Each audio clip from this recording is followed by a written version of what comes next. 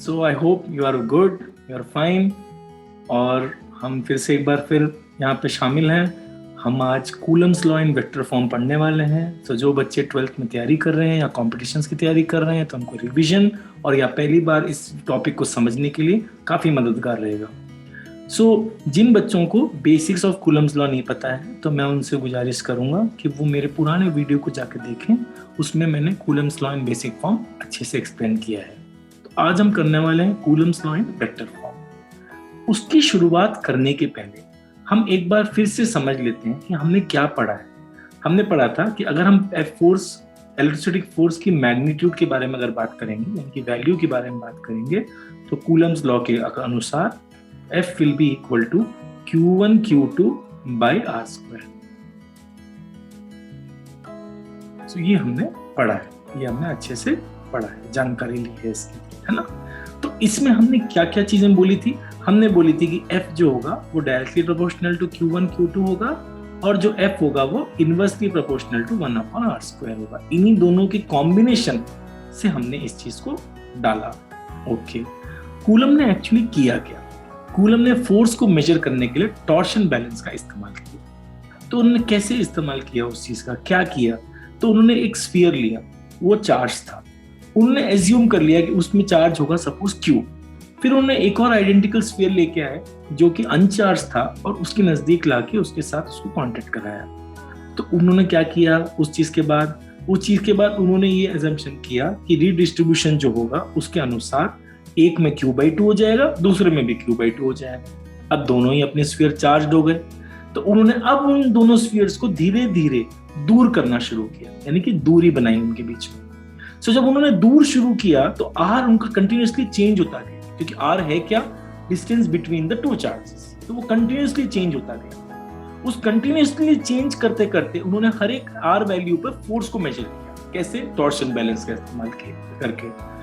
इस एक्सपेरिमेंट के द्वारा उन्होंने इस नतीजे पे पहुंचे। ऑब्जर्व करने के बाद उन्होंने कहा कि फोर्स डायरेक्टली प्रोपोर्शनल है Q1 Q2 के और फोर्स है इनवर्सली प्रोपोर्शनल 1/r स्क्वायर। तो हमने वैल्यू के बारे में तो जान लिया, लेकिन हमें क्या पता है? हमें ये पता है कि फोर्स एक वेक्टर क्वांटिटी है। तो हमें इसका वेक्टर मतलब हमें मैग्नीट्यूड के साथ साथ इसके डायरेक्शन के बारे में भी अनुमान होना चाहिए। ओके, तो हम शुरुआत करने के पहले, हमें जानने के पहले कूलम्स लॉ को वेक्टर फॉर्म में कैसे लिखते हैं, आइए थोड़ा सा वेक्टर के बारे में समझ लेते हैं। अगर मैं किसी भी वेक्टर के बारे में कहूं, मान लो मैं अगर ए वेक्टर यहां लिखने वाला हूं और मैं उसका रिप्रेजेंटेशन एक स्पेस में ऐसे करने वाला हूं, तो मैं इस ए वेक्टर को कैसे लिख सकता हूं? हमें उसका मैग्नीट्यूड लिखना होगा और उसका ये डायरेक्शन लिखना होगा। आपने ये 11th क्लास में पढ़ा है, मैं जस्ट इसका रिविजन कर रहा हूं। और ये ए कैप, इस ए कैप को हम यूनिट वेक्टर भी कहते हैं। यूनिट वेक्टर कौन होता है? यूनिट वेक्टर वो वेक्टर होता है जो आपको ए वेक्टर का, जो उसके वेक्टर का डायरेक्शन बताता है। इसका मैग्नीट्यूड होता है 1, जो मैग्नीट्यूड होता है उसका होता है 1। क्यों? क्योंकि हम नहीं चाहते मल्टीप्लाई करते समय जो वेक्टर की जो असली वैल्यू है उसमें कोई भी बदलाव हो। तो यूनिट वेक्टर का काम सिर्फ उतना है कि वो आपको डायरेक्शन दर्शाएगा। आपने जरूर इस तरह के इक्वेशंस देखे होंगे। A vector is equal to 2i cap plus 3j cap plus 5k cap. आपने 100% ऐसा कुछ देखा होगा 11th क्लास में। तो आपने देखा होगा, तो आप इसका मतलब क्या समझते हैं? आप ये समझते हैं कि इसका जो एक वेक्टर का जो वैल्यू है वो 2 है। किस डायरेक्शन में? x direction.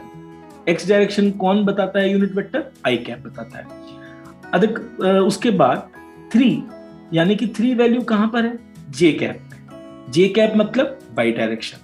ऐसे ही 5 वैल्यू कहां पर है? z एक्सिस में, क्योंकि z कौन देता है डायरेक्शन आपको? k cap. यानी कि आप हमेशा किसी भी वेक्टर को कैसे लिख रहे हैं? उसका वैल्यू लिख रहे हैं और उसके साथ में उसका डायरेक्शन लिख रहे हैं, जो कि यूनिट वेक्टर बताता है। इसलिए आपका ये फॉर्म में याद करना अच्छा रहेगा। आपने ये फॉर्मूला भी जरूर देखा होगा, क्योंकि ये इसी फॉर्मूले से बनता है। ए कैप का जो फॉर्मूला है वो ए वेक्टर अपॉन ए मैग्नीट्यूड होता है। ओके, फिर हमने एक और इंपॉर्टेंट चीज पढ़ी थी, वो थी ट्रायंगल लॉ। ट्रायंगल लॉ के अनुसार आपने क्या पढ़ा था कि अगर आपका कोई 2 वेक्टर्स हैं, मान लो कि ये ए है और ये बी है, एक ही दिशा में दोनों जा रहे हैं, ए और बी, तो जो ए से बी को जो मीट करेगा वेक्टर, ये थोड़ा सा पॉइंट मिला नहीं, ट्रायंगल, जो मीट करेगा इसको हम ए क्रॉस ए प्लस बी बोलेंगे, यानी कि इसको रिजल्टेंट बोलेंगे। रिजल्टेंट क्या होता है? वेक्टर का एडिशन। यानी कि हमने कैसे लिखा है ट्रायंगल लॉ? ए जा रहा है, फिर बी जा रहा है, और उसके साथ में ए से लेके बी तक को जो चीज जोड़ रही है, जो वेक्टर, उस वेक्टर को हम रिजल्टेंट वेक्टर कह रहे हैं। तो ये आपको दो प्री रिक्विजिट हैं जो आपको पता होना चाहिए इसके पहले, ठीक है। आइए अब हम समझते हैं जो हम समझने आए हैं, Coulomb's law in vector form, ठीक है। तो हम सबसे पहले डायग्राम बनाएंगे। मान लो कि यहाँ पर आपके पास दो चार्ज हैं, Q1 और यहाँ पर है आपके पास Q2। ये दोनों डिस्टेंस जुड़े हुए हैं, इन दोनों का मैं डिस्टेंस मान रहा हूं R, यानी कि मैंने वैल्यू बता दी है आपको इस डिस्टेंस की R, यानी कि मैग्नीट्यूड मैंने पहले ही आपको बता दिया है कि मैं R लेके चल रहा हूं, ठीक है। उसके बाद आप मानिए, क्योंकि आप वेक्टर्स के बारे में बात कर रहे हैं, तो हम मानते हैं कि हमें पोजीशन वेक्टर्स के बारे में पता होना चाहिए।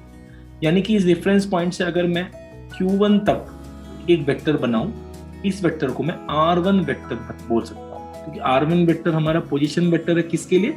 Q1 चार्ज के लिए, जहां पर Q1 है। और वैसे ही हम इस रेफरेंस पॉइंट से, यहाँ पे ओरिजिन से हम इसको Q2 की तरफ अगर लेके जाएंगे, इस वेक्टर को मैं क्या लिखूंगा? मैं लिखूंगा R2 वेक्टर, यानी कि ये मेरा पोजीशन वेक्टर है 2 के। तो मेरा जो वेक्टर है ये 1 से लेके 2 तक जो जा रहा है, उसको मैं डिफाइन करने वाला हूं R21 वेक्टर से। किससे डिफाइन करने वाला हूं? R21 वेक्टर से। R21 वेक्टर है क्या? R21 वेक्टर होगा R21 वेक्टर का मैग्नीट्यूड और उसका डायरेक्शन R21 कैप। सो आप ये कह सकते हैं R21 कैप इस डायरेक्शन में जा रहा है, यानी कि 2 से लेकर 1। दो 1 जो मैं लिख रहा हूं वो है क्या? मेरा जो डायरेक्शन है, सॉरी, 1 से लेके 2 तक जा रहा है, ठीक है।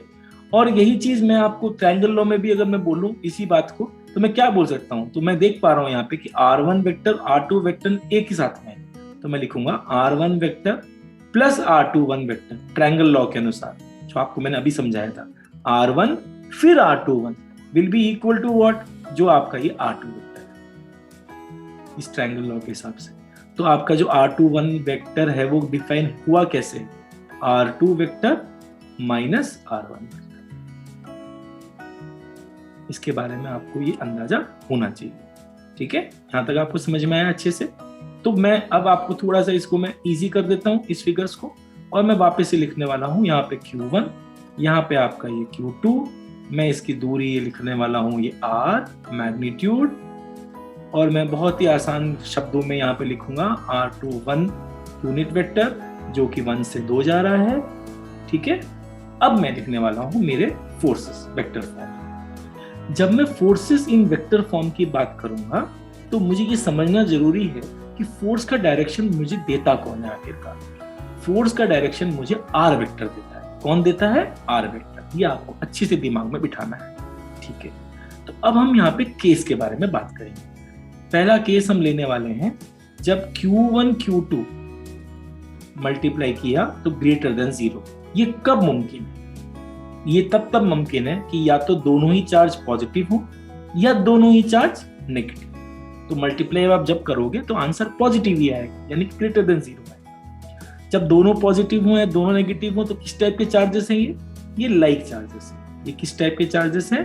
लाइक चार्जेस है। लाइक चार्जेस के बीच में क्या होता है?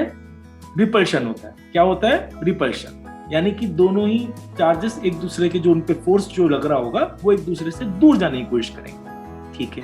अब हम फोर्सेस डिफाइन करने वाले हैं, तो दो फोर्सेस हैं यहाँ पर। एक तो होगा आपका F12 वेक्टर और एक होगा आपका F21 वेक्टर। सर F12 क्या है? F12 है जो फोर्स है जो Q1 पे लगेगा Q2 के कारण, और F21 है जो फोर्स जो Q2 पे लगेगा Q1 के कारण, यानी कि force on 1 due to 2 is F12 and force on 2 due to 1 is F21। अब हमें इसकी मैग्नीट्यूड लिखते हैं सबसे पहले। वेक्टर मतलब सबसे पहले आप क्या लिखेंगे? मैग्नीट्यूड। सो मैग्नीट्यूड तो फोर्स का हमें एक ही चीज पता है कि अगर दो चार्ज हैं उनके बीच की दूरी अगर r है तो मैग्नीट्यूड में कोई भी प्रॉब्लम नहीं है हमारे पास, कि हमें पता है कि Q1 Q2 अपॉन R²। जिसमें कि हमें ये बिल्कुल पता है कि जो k है वो 1/4πε0 है, अगर ये चार्जेस वैक्यूम में प्लेस्ड है तो।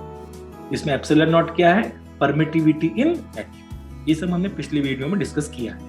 सो k q1 q2 by r², तो ये आपका मैग्नीट्यूड है। ऐसे ही F21 का मैग्नीट्यूड अगर मुझे लिखना है, क्या लिखूंगा?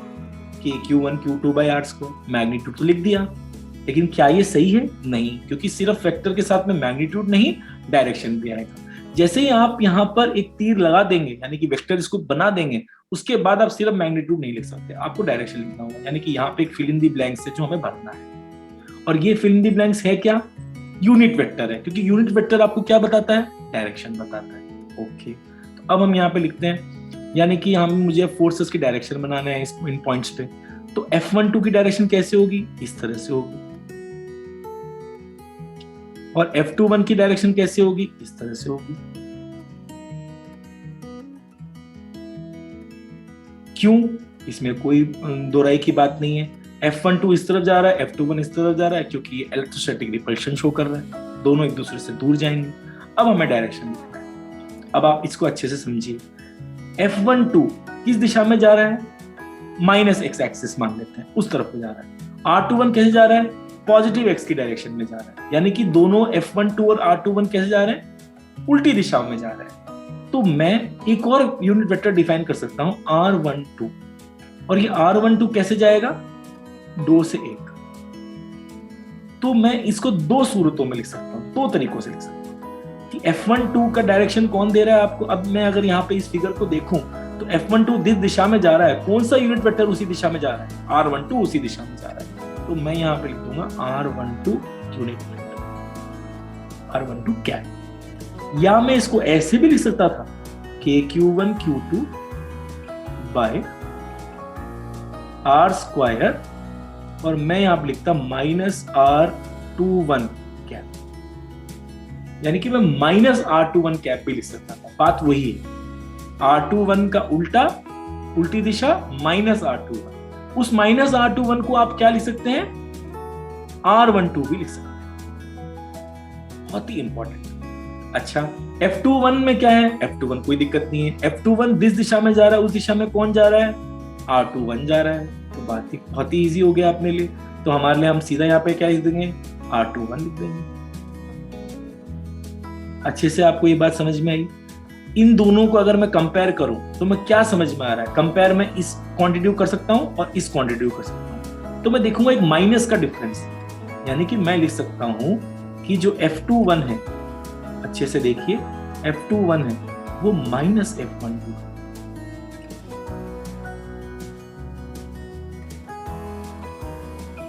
F21 है वो -F12, क्योंकि यहाँ पे माइनस आ गया। और इन दोनों इक्वेशंस को मैं कंपेयर करूं तो मैं ये बात लिख सकता हूं। इसका मतलब इन वेक्टर्स, इन फोर्सेस के मैग्नीट्यूड तो सेम है, बट डायरेक्शन ऑपोजिट है। ये एक और जगह आपने इस लॉ को पढ़ा था, Newton's third law, every force has an opposite and equal reaction. तो उसके अंदर हमने क्या कहा था कि जो डायरेक्शन ऑफ फोर्सेस है वो डिफरेंट है, बट मैग्नीट्यूड सेम है। तो ये उस चीज को भी हो करता है, ये अकॉर्डेंस है। यहां तक आपको समझ में आया? ये केस क्या लिया था हमने? जब Q1 Q2 ग्रेटर देन 0, यानी कि दोनों लाइक चार्जेस। इसी बात को थोड़ा समझते हैं कि अगर आपका जो Q1 Q2 लेस देन 0 है, तब आप क्या करें, तब आप कैसे डिस्कस करेंगे। ठीक है, आइए अब हम बनाते हैं। यहाँ पे हमने Q1 ले लिया, यहाँ हमने Q2 ले लिया, इनमें कोई तकलीफ नहीं है। ये हमने यहाँ पे डिस्टेंस R लिया हुआ है। जिन बच्चों को थोड़ा सा प्रॉब्लम हुआ पिछली बार, वो अब और इसको अच्छे से समझ सकते हैं। जो आपका जो R21 कैप है वो कैसे है? वो ऐसे जा रहा है, 1 से 2 जा रहा है, यहाँ तक कोई तकलीफ नहीं है। और R12 आपने वैसे ही डिफाइन कर रखा है कि आपका जो 2 से 1 जा रहा है। ठीक है, अब हम केस क्या ले रहे हैं? केस हम ले रहे हैं जब Q1 Q2 आपका लेस देन 0 है। किन सूरतों में होगा? जब या तो 1 प्लस 1 माइनस, या ये माइनस ये प्लस, दोनों सूरतों में ये कंडीशन ट्रू है, लेस देन 0 वाली। ठीक है, तो अब हम डायरेक्शन बनाएंगे। आइए डायरेक्शन बनाते हैं। F12 की डायरेक्शन कैसे होगी? अब ये अट्रैक्ट करेंगे, क्योंकि ये कौन से चार्जेस हैं? ये आपके अनलाइक चार्जेस हैं। अनलाइक चार्जेस मतलब जो फोर्सेस होंगे वो अट्रैक्टिव होंगे। सो F12 उसी तरह से हम इसको भी अंदर की तरफ डालेंगे F21। बहुत अच्छे से समझने की जरूरत है, ये प्रॉब्लम्स में आपको तकलीफ नहीं है। अब हमें वेक्टर्स लिखने हैं, तो F12 वेक्टर लिखेंगे। सबसे पहले हम F12 वेक्टर कैसे लिखेंगे, KQ1 Q2 upon R square, और ये आपके साथ Q1 Q2 upon R square. अब F12 की दिशा में कौन जा रहा है, R21 जा रहा है, तो मैं क्या लिख दूंगा यहाँ पे R21। ऐसे ही मैं F21 लिखते समय क्या लिखूंगा, सबसे पहले मैग्नीट्यूड और फिर मैं लिखूंगा डायरेक्शन, और डायरेक्शन आपका इस बार R12 है, क्योंकि आप देख सकते हैं F21 की दिशा में कौन जा रहा है, R12 जा रहा है। इस R12 को मैंने आपको समझाया था कि आप ऐसे भी लिख सकते थे, Q1 Q2 upon R square minus R21 क्या, ये भी लिख सकते हैं आप, बात एक ही। तो इन F21 F12 कंपेयर करेंगे तो फिर से आपको क्या मिल सकता है, ये दोनों का इंप्लाई क्या रहेगा, वही रहेगा F21 जो कि है माइनस F12। सो इस केस के लिए भी ये चीज ट्रू है, इस चीज के लिए भी ये चीज ट्रू है। आपको अच्छे से समझ में आया, ये आपका कैप टर्म्स में। अगर आपको वेक्टर में ही लिखना है इस चीज को तो आप एक और तरीके से समझ सकते हैं। ये तो आपके दोनों केसेस हो गए, ठीक है। तो हम वही पहला वाला ही केस ले लेते हैं जो आपने लाइक चार्जेस का लिया था। तो लाइक चार्जेस में हमने आपको बोला था कि जो आपका F12 है वो कैसे आ रहा था, आपका आ रहा था KQ1 Q2 upon R square R12। Like charges के केस में ये आ रहा था, और इस चीज को हम क्या लिख सकते हैं, और एक और तरीके से Q1 Q2 upon R square, जिसमें कि हम R12 कैप को चेंज करके लिख सकते हैं R12 vector upon R12 vector का मैग्नीट्यूड, वो फॉर्मूला जो मैंने आपको शुरुआत में बताया था। अब R12 का मैग्नीट्यूड है क्या, R ही है, तो दोनों के बीच की दूरी है, वो वैल्यू है उसकी, वो R ही है। तो मैं क्या लिख सकता हूँ, KQ1 Q2 upon R square into R। मैंने R12 वेक्टर के मैग्नीट्यूड को R लिख दिया और यहाँ पर R12 वेक्टर, तो ये मेरा आंसर हो गया KQ1 Q2 upon RQ R12 vector. ये क्यूब से आपको कंफ्यूजन नहीं होना है, ये वेक्टर में लिखा है, नहीं तो ये इनवर्स स्क्वायर लॉ ही है, डिवाइड बाय R स्क्वायर ही आता है। लेकिन जब आप वेक्टर में लिखते हैं इसको R12 वेक्टर, तब वो जो R एक नीचे और है वो मल्टीप्लाई हो जाता है R स्क्वायर। या ऐसे ही मैं F21 को फिर कैसे लिख सकता हूँ, F21 वेक्टर को मैं लिख सकता हूँ KQ1 Q2 upon RQ R21 vector लिख सकता हूँ, ठीक है। तो क्या आपको ये दोनों फॉर्म्स ध्यान रहेंगे, वेक्टर फॉर्म आपको समझ में आया अच्छे से? Thank you so much. अगर आपको अच्छे से समझ में आया तो प्लीज मेरे चैनल को सब्सक्राइब कीजिए, और भी ऐसे एजुकेशनल वीडियोस आपको देखने को मिलेंगे। Thank you so much, take care, अगले वीडियोस में मिलते हैं।